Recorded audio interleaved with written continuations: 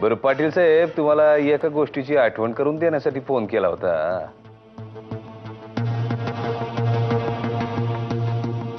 तुम्ही आमच्या देवेंद्रला खासदारकी मिळवून देणार म्हणले होते. नाही, सत्ताधारी पक्षात तुमचं लई वजन आहे. अहो तुम्ही कशापाई चिंता करताय? आपली सोयरीक जुळली ना व, तेव्हा अवंदा खासदारकीचं पद देवेंद्रसनीच मिळणार.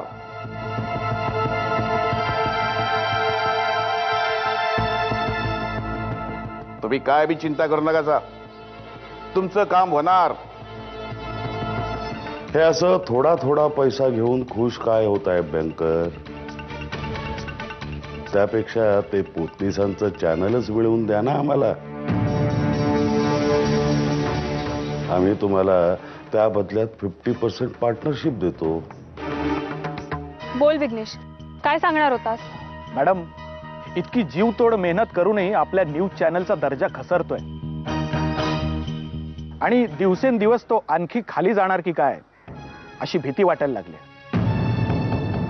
असं का वाटतंय तुला? कुणी जाणून बुजून करतंय असं म्हणायचंय का? तुला कोणावर संशय आहे?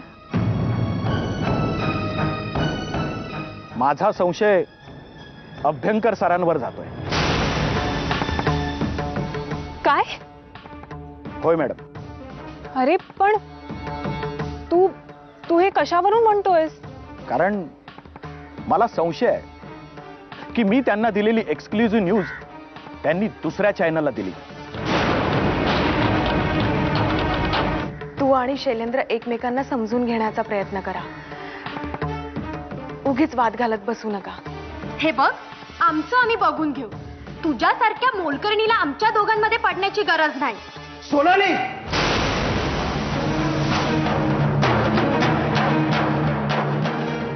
माझ्या वहिनीशी अशा भाषेत बोलायची तुझी हिंमत कशी झाली? हे बघ शैलेंद्र, तू तिला समजून घे. वहिनी तू थांब. सोनाली, आधी वहिनीची माफी माग.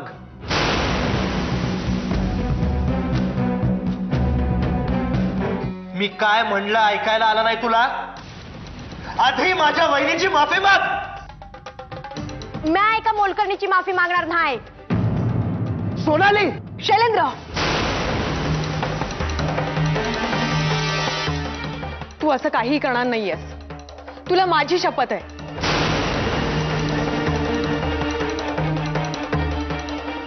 असं मारून ओरडून प्रॉब्लेम सुटत नसतात, आणखी ते वाढतात.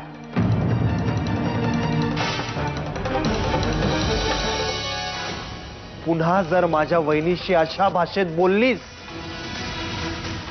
तर याद राख,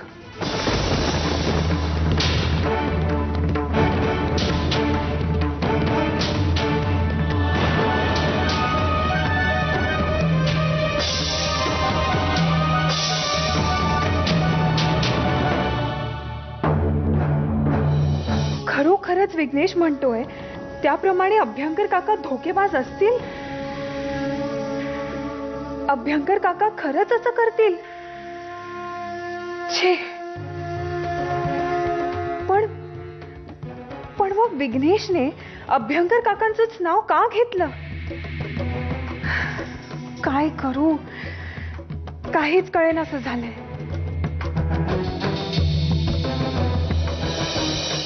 मुक्ताची माफी मागायला लागली ना? शी शी शी, कमाल आहे या मुलाची. आणि एवढंच नव्हे, मी आता मोलकरणीची माफी मागायला नाही म्हटलं तर त्यांनी माझ्यावर हात उगारला. काय? शैलेंद्रने त्या मुक्तासमोर तुझ्यावर हात उगारला? तिची एवढी मजल? हे जर अतिच झालं बरं का त्याचं. पण मला एक गोष्ट कळत नाही, हे त्या मुक्ताला ताई का नाही म्हणत, वहिनी का म्हणतात?